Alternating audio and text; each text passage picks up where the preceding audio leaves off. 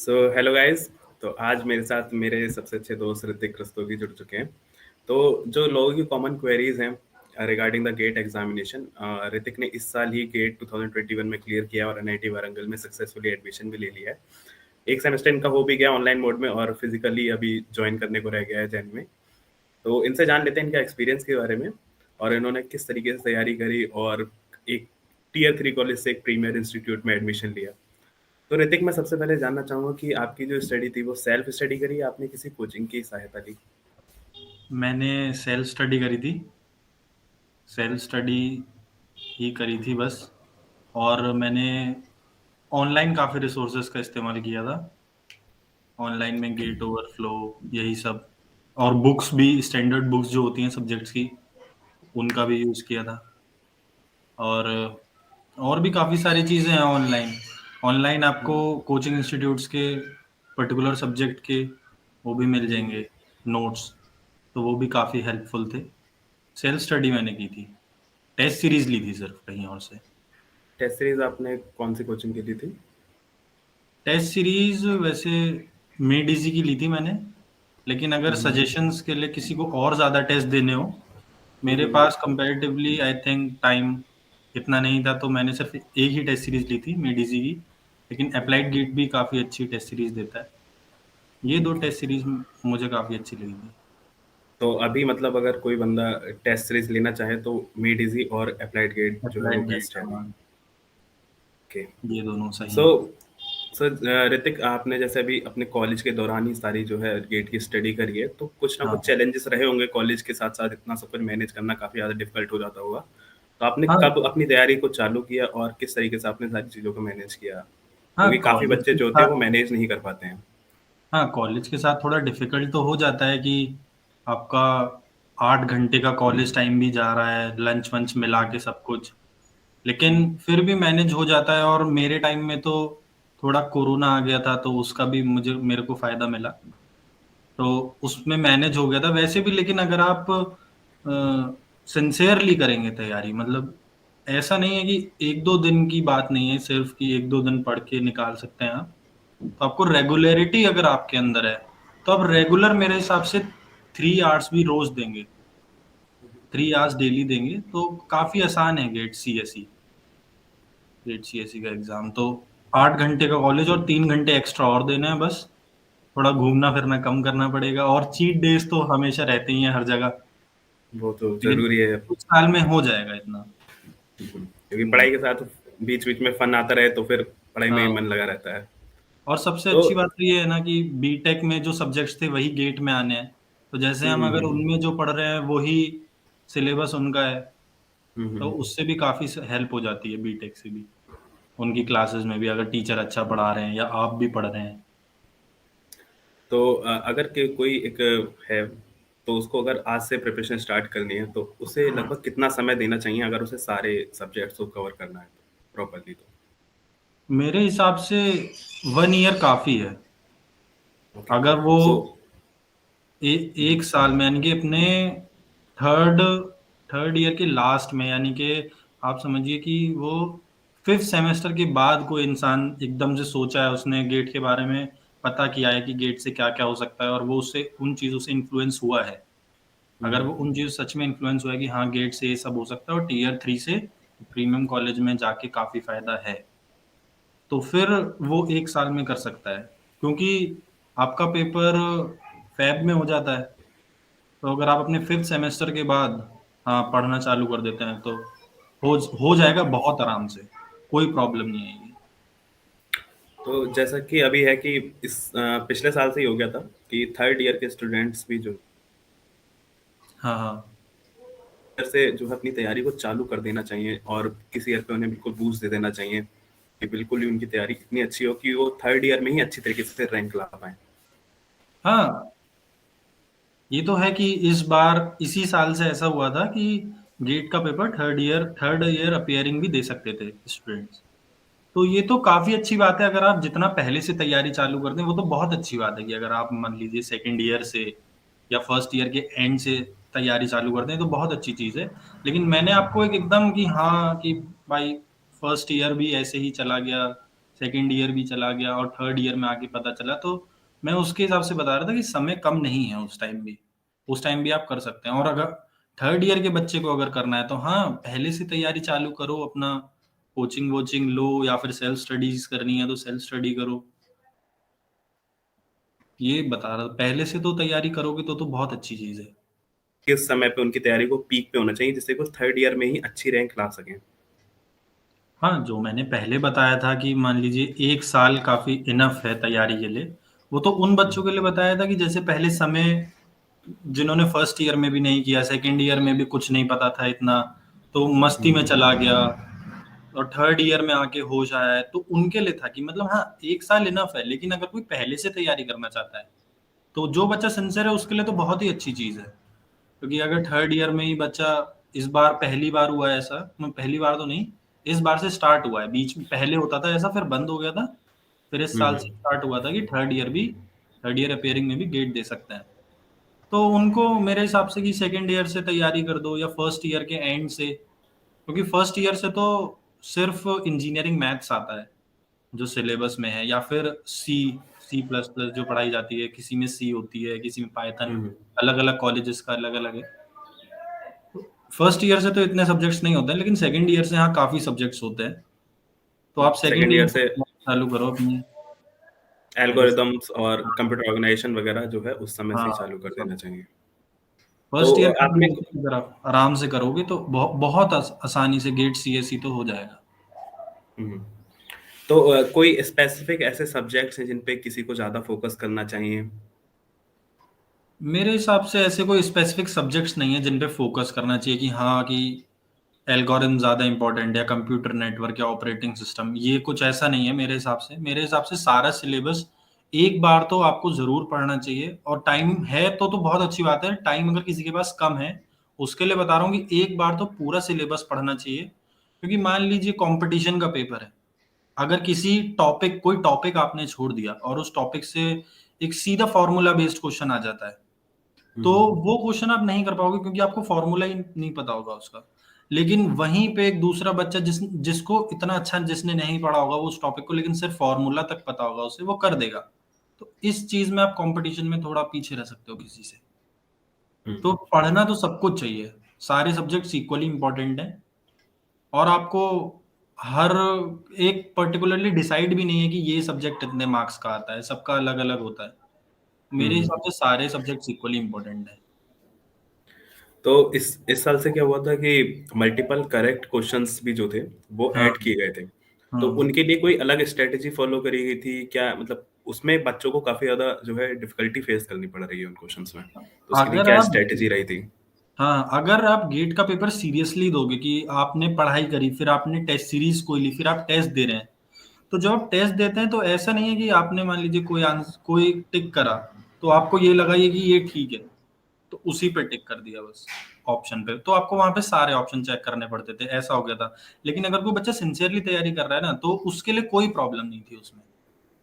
वो सिर्फ एक पैटर्न चेंज हुआ था बस, और कुछ नहीं हुआ था। मेरे हम्म। मेरे अकॉर्डिंग तो ऐसा हुआ था।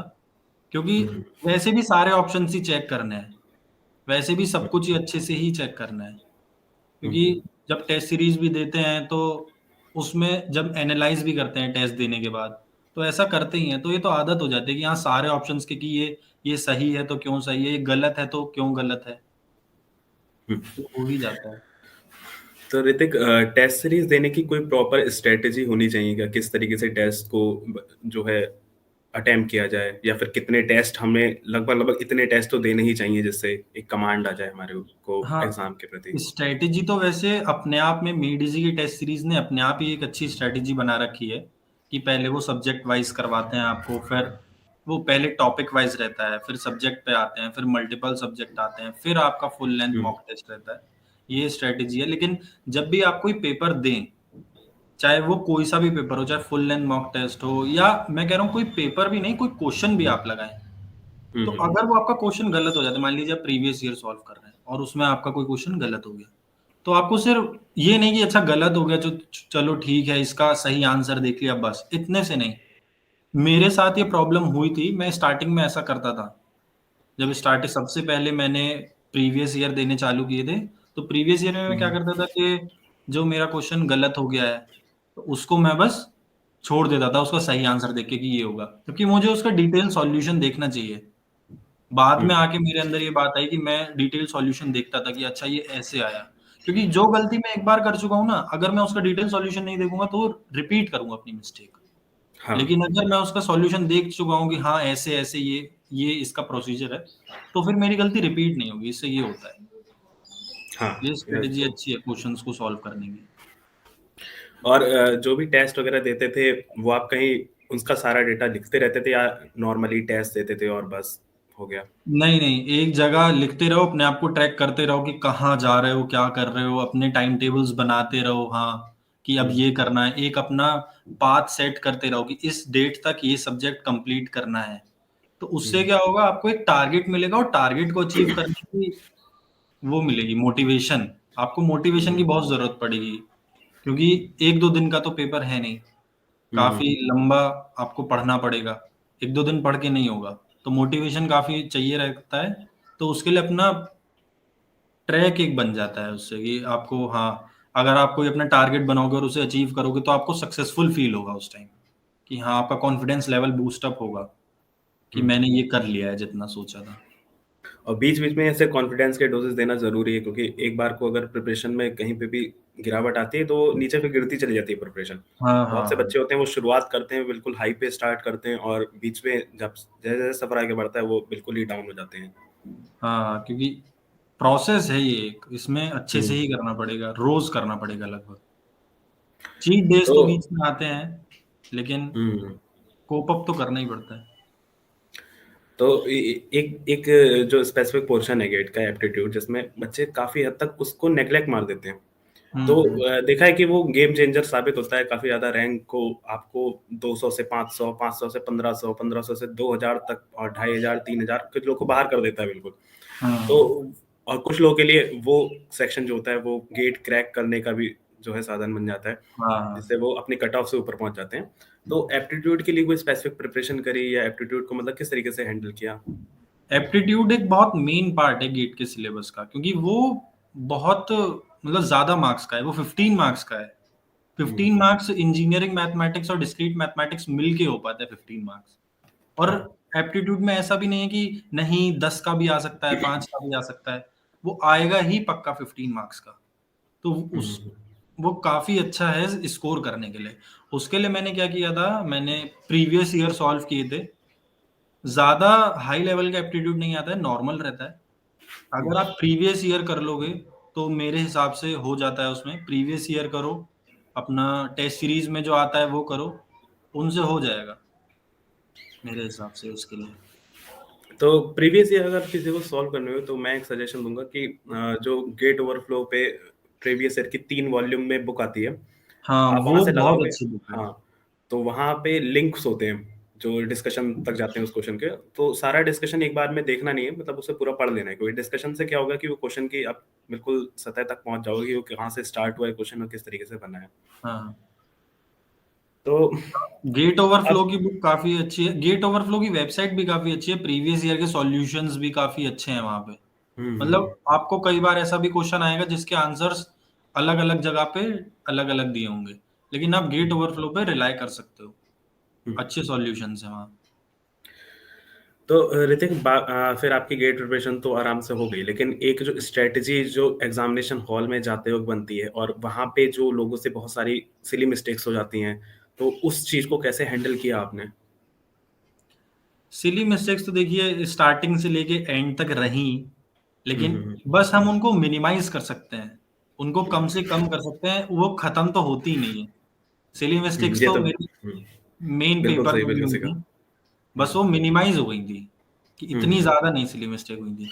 तो एग्जामिनेशन हॉल का तो आप अपने साथ एक पानी की बोतल जरूर लेकर जाइए, और हम्म। जैसे ही थोड़ा पसीना वसीना सा आने लगे या कुछ कहीं अटको तो थोड़ा सिप, दो चार सिप वाटर के मारो तो अच्छा हम्म। लगता है, थोड़ा रिलैक्स फील होता है। और एग्जामिने जिस दिन एग्जाम हो, ये जरूर है कि ऐसा नहीं है कि पेपर देने जा रहे हैं तो बहुत ज्यादा प्रेशर है कि 3 4 दिन से सोए नहीं है।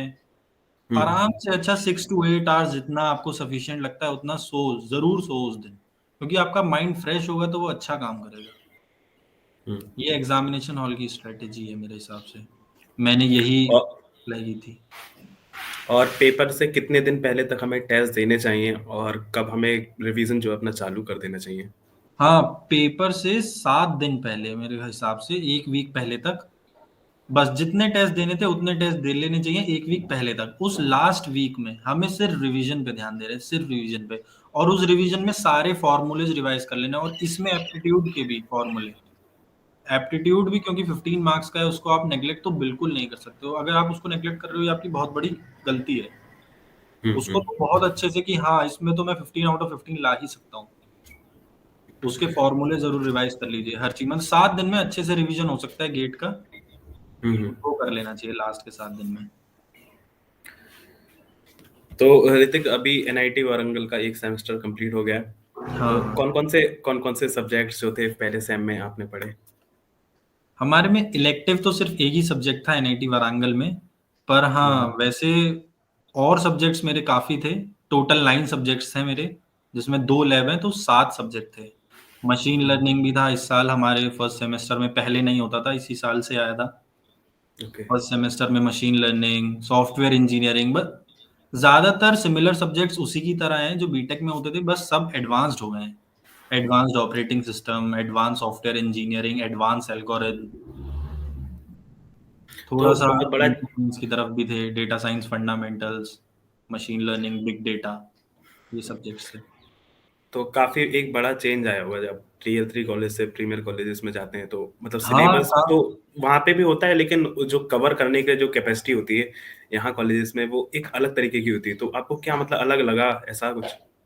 बहुत ज़्यादा डिफरेंट होता है वहाँ का माहौल ही, 3 टीयर, 3rd टायर कॉलेज से। मैं तो अभी तक वहाँ गया नहीं हूँ, लेकिन फिर भी हम्म। यहीं से जो फील करा है, टीचर्स बहुत अच्छे होते हैं वहाँ। हम्म। टीचर्स भी काफ़ी सपोर्टिव दिखेंगे आपको। मतलब हम्म। टीचर्स आपकी जैसे हेल्प कर सकते हैं वैसे वो करने की कोशिश करेंगे, टीचर्स भी। सीनियर्स भी काफ़ी अच्छे हैं, जबकि मैं अभी तक सीनियर से मिला भी नहीं हूँ। सीनियर्स भी वहाँ के अच्छे हैं, फ़ोन पे ही सिर्फ बात होती है। और हमारा जो बैच है वो भी, जिस क्लास में मैं हूँ, हमारी सबकी आपस में अच्छे से बात होती है। वहाँ पे कुछ माहौल अलग है, मतलब 3rd टायर कॉलेज से आपको बहुत बहुत कुछ डिफरेंट देखने को मिलेगा। और तो बहुत अभी चीजें जो मुझे होंगी वो इतना ज़्यादा कुछ पता ही प्रैक्टिकल। नहीं, क्योंकि मैं वहाँ गया ही नहीं हूँ अभी तो, कि वहाँ क्या है बहुत कैंप। सारे बहुत सारी जो प्रोजेक्ट्स वगैरह होंगे वो मतलब प्रैक्टिकल नॉलेज जो है वो यहाँ पे ज्यादा रही होगी हाँ, in comparison practical too. Knowledge बहुत ज़्यादा है वहाँ से। यहाँ पे हर चीज़ का प्रैक्टिकल ज़रूर होता है, असाइनमेंट्स मिलते रहते हैं, ऐसा सब तो चलता रहता है। तो एक्चुअल में जो फर्स्ट सेमेस्टर जो बीता उसका ओवरऑल अगर मैं कहूँ कि हेक्टिक था, नॉन हेक्टिक था, या मतलब एक मैनेजेबल था कि अगर एक बंदा अगर सही से सब चीजें कर रहा है तो सब चीजें मैनेज हो जाएंगे? हाँ, at first you will feel that it is hectic, but hmm. जब आप फ्लो में आ जाते हैं और फिर करना चीज़ों को चालू कर देते हैं, जब आपको दिखता है कि सब वही कर रहे हैं, ये करना ही है, हम्म। तो सब मैनेजेबल है, आराम से आप कर सकते हैं इसको।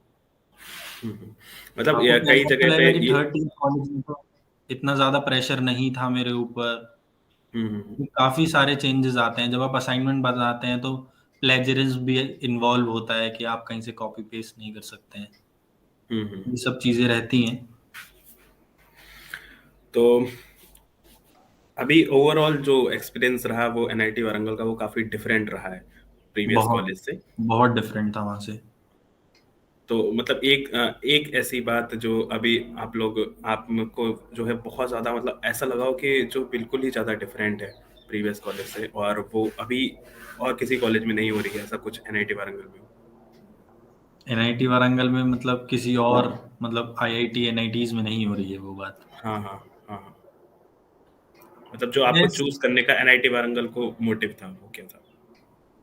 एनआईटी वारंगल को चूज करने का मोटिव यही था कि एमटेक करना था, और ऑब्वियसली टॉप 3 एनआईटीज में से है। हम्म।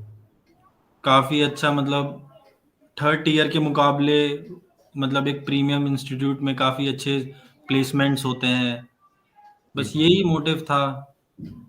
काफ़ी अच्छे, मतलब टीचर्स का भी बहुत, मतलब एजुकेशन भी आपको अलग ही दिखेगी यहाँ की, कि वहाँ पे जो था डिफरेंस, यहाँ पे एकदम आते ही आपको दिख जाएगा, फर्स्ट क्लास से। अच्छा, तो जो एनआईटी वारंगल में जैसे मान ली प्लेसमेंट सीजन जब स्टार्ट होता है, तो बहुत से बच्चे अभी मतलब ऐसे रहते हैं कि उनका बीटेक का परसेंटेज लो है, तो क्या उसका कोई फर्क पड़ता है, या फिर जो आपने ओवरऑल एमटेक में परफॉर्मेंस दी है सिर्फ वही देखी जाती है जब प्लेसमेंट्स के बीटेक लिए की आती है? परफॉर्मेंस का तो कोई फर्क नहीं पड़ता है, बट हाँ एमटेक का परफॉर्मेंस उसमें देखा जाता है, बट वो भी कोई इतना ज्यादा बड़ा इशू नहीं है। आराम से आप उसको भी पार कर सकते हैं। तो एमटेक का ही मतलब देख। अभी हम्म, तो अभी जो मतलब बच्चे अभी जो प्रिपरेशन कर रहे हैं, उनको अपनी पूरी प्रिपरेशन जो है वो पूरा फोकस अपना गेट पे होना चाहिए, क्योंकि आगे का रास्ता जो है वो मैं कहूंगा नहीं कि आसान है, लेकिन हाँ बहुत हद तक आपके लिए चीजें जो है वो आसान होने वाली है प्लेसमेंट पॉइंट ऑफ व्यू से। और हाँ, आगे इस रिसर्च चीज का अगर वहां को, पे क्या स्कोप है? रिसर्च का काफी अच्छा स्कोप है। सारे टीचर्स यहाँ पे पीएचडी हैं, ज्यादातर रिसर्च ओरिएंटेड हैं। हर टीचर चाहता है कि कोई बच्चा मेरे अंडर रिसर्च करे, तो अगर आप रिसर्च के लिए चाहते हैं तो बहुत अच्छा स्कोप है। मतलब हम्म, क्योंकि सेकेंड ईयर में तो रिसर्च करनी ही पड़ेगी, थीसिस ओके। आपको देनी ही पड़ती है। काफी ओके, अच्छा मतलब वहाँ स्कोप है। मैंडेटरी है थीसिस लिखना। हाँ हाँ हाँ। ओके, तो ऐसा रहता है कि ऋतिक वहाँ पे आपको कोर्सेज जो हैं वो सेकंड ईयर में शायद नहीं रहते हैं, सभी कुछ है? हाँ, सेकेंड ईयर में कोई सिर्फ जो स्टडी है वो फर्स्ट ईयर तक है। First semester, second semester, that's all. Third year में आपका सब प्रोजेक्ट वर्क स्टार्ट हो जाएगा। प्रोजेक्ट, सेमिनार्स, थीसिस, आप कितना डीप में उस प्रोजेक्ट में जा रहे हैं, बस सिर्फ वही रह जाता है सेकंड ईयर पूरा, थर्ड सेमेस्टर भी, फोर्थ सेमेस्टर भी। और टीए ड्यूटी भी होती है साथ साथ? हाँ, टीए टीए तो होता है थोड़ा बहुत। अभी तक तो मुझसे नहीं करवाया कुछ भी। हम्म। और शायद जो मुझे पता है, फर्स्ट ईयर में तो टीए कुछ नहीं होता है। अच्छा, एनआईटी वारंगल में TA duty first year TA में नहीं है? टीए ड्यूटी है ही नहीं फर्स्ट ईयर में तो। तो ये काफी अच्छी बात है कि अगर वो कोर्सेज को बना रहे हैं इस तरीके से कि टीए ड्यूटी में, क्योंकि टाइम देना पड़ता है आपको, हाँ। तो वो नहीं दे रहे हैं, तो उतना टाइम नहीं देना पड़ रहा है, तो आप अपने कोर्सेज पे मोर फोकस कर सकते हैं फर्स्ट ईयर में। हम्म। ठीक है, तो बहुत अच्छा लगा ऋतिक आपसे आपके एक्सपीरियंस को शेयर करके। तो अभी कोई टिप्स जो आप देना चाहो, जो ये बच्चे पढ़ रहे हैं उनको, कुछ आखिर में कोई टिप्स? बस बच्चों के लिए यही टिप्स हैं जो अब मतलब इस टाइम गेट की तैयारी कर रहे हैं, कि उन्हें थोड़ा मतलब ऐसा समझना पड़ेगा कि ये एक लंबा प्रोसेस है। कि ऐसा नहीं है हम्म, कि मुझे एक दो दिन में ही मैं इसको कर सकता हूँ, कि हाँ मेरे अंदर हम्म, आज जागा, हम्म, मुझे गेट करना चाहिए। गेट से क्या होता है, गेट, कई बच्चों को बीटेक में ये भी नहीं पता होता है कि गेट से मतलब क्या क्या होता है। मुझे भी नहीं पता था, फिर मैंने सर्च करा इसके बारे में, तब पता चला। बी गेट करने के बाद आप एमबीए भी कर सकते हो, एमबीए में भी एनरोल हो सकते हो, हम्म, टॉप आईआईएम्स में भी अप्लाई कर सकते हो फेलोशिप के लिए। बच्चों को ये नहीं पता होता है, फेलोशिप प्रोग्राम में भी जा सकते हो, पीएचडी में भी जा सकते हो। एमटेक तो है ही। एम हम्म, वो रिसर्च भी कर सकते हो डायरेक्ट। हम्म। क्योंकि काफी सारी आईआईटीज में काफी सारे रिसर्च प्रोग्राम्स चलते हैं, उनके लिए गेट जो है एक शॉर्ट लिस्टिंग क्राइटेरिया है उनके इंटरव्यूज के लिए। हाँ, इंटरव्यूज तो आपको क्लियर करना पड़ेगा इंटरव्यूज में भी, लेकिन सिलेबस जो है वो अधिकतर वो गेट वो वाला ही रहता सिर्फ है। गेट, हम्म, एकदम गेट गेट अगर आपने कर लिया है तो काफी आसान हो जाती है हर चीज। और टिप्स तो यही है कि आपको हाँ रेगुलर अपने आप को मोटिवेट करना पड़ेगा, रेगुलर बेसिस पे पढ़ना पड़ेगा, और ज्यादा नहीं कि 8-8 घंटे नहीं पढ़ना है दिन के। ये जो अगर कहीं से आपने सुना है कि 8 घंटे पढ़ना पड़ेगा, ऐसा कुछ नहीं है। 3 घंटे रोज पढ़ के आराम से निकाल सकते हैं आप अपना पेपर। इसमें आपकी तैयारी भी हो जाएगी, आपकी टेस्ट सीरीज भी हो जाएगी, आपका सब हो जाएगा इसमें, गेट सीएससी में। तो मतलब कंसिस्टेंसी जो है वो की है, कि आप एक बार कंसिस्टेंसी में पूरी एकदम क्वांटिटी सीक्रेट में है। मत दीजिए, पर हर दिन कंसिस्टेंट रहिए। हम्म। तो हर दिन। अभी 2 महीने बाद अभी जो है शेड्यूल भी आज आ गया है कि 5 तारीख को जो कंप्यूटर साइंस का पेपर है, 5 फरवरी को। तो अभी दो इन ये अभी तो दिसंबर तो जो है वो 10 दिन ही बचे हैं, सिर्फ जैन है। तो जैन में क्या स्ट्रेटेजी रहनी चाहिए, क्या आखिरी एक एक महीने में मेरे क्या क्या हिसाब करना से जो चाहिए? बच्चे अब पैप 2020 में गेट देने वाले हैं, उन्हें हम्म, अब से अपनी टेस्ट सीरीज स्टार्ट कर देनी चाहिए थी। बल्कि उन्होंने उन्हें 1 दिसंबर से अपनी टेस्ट सीरीज स्टार्ट कर देनी चाहिए थी। लेकिन अगर नहीं करी है तो आपको फुल लेंथ मॉक टेस्ट देने चालू कर देने चाहिए 1 जनवरी से, या आज ही से, अभी से हम्म, आपको देने चालू कर देने चाहिए जरूर। फुल लेंथ मॉक टेस्ट आपको कम से कम मेरे हिसाब से, मतलब एकदम मिनिमम अमाउंट की इतने तो देने ही देने हैं। वो 35 या 240 तो जरूर देने हैं। और अगर आप 60 hmm, plus full length mock test देंगे तो ये आपकी हम्म, प्रिपरेशन में बहुत हेल्प करेगा। हम्म, हम्म, आप इससे अपने नंबर इंक्रीज कर सकते हैं बहुत ज्यादा। हम्म। ठीक है ऋतिक, तो काफी अच्छा लगा आपके एक्सपीरियंस को शेयर करके। और होप करते हैं कि आपका जो फर्स्ट सेमेस्टर है वो इतना अच्छी तरीके से बीता है, इसी तरीके से एनआईटी वारंगल की जर्नी बहुत अच्छे प्लेसमेंट के साथ एंड हो। तो thank you. Thank you Hrithik.